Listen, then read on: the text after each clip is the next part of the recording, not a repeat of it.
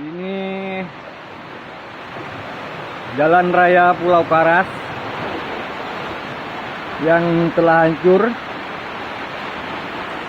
dihantam ombak semalam. Itu titik jalan yang mulai rusak ini. Jadi terhambatnya proses perjalanan masyarakat menuju antar lintas kampung. Semua aktivitas terhenti karena rusaknya jalan. Seperti itu, paving block yang bertaburan dihantam ombak.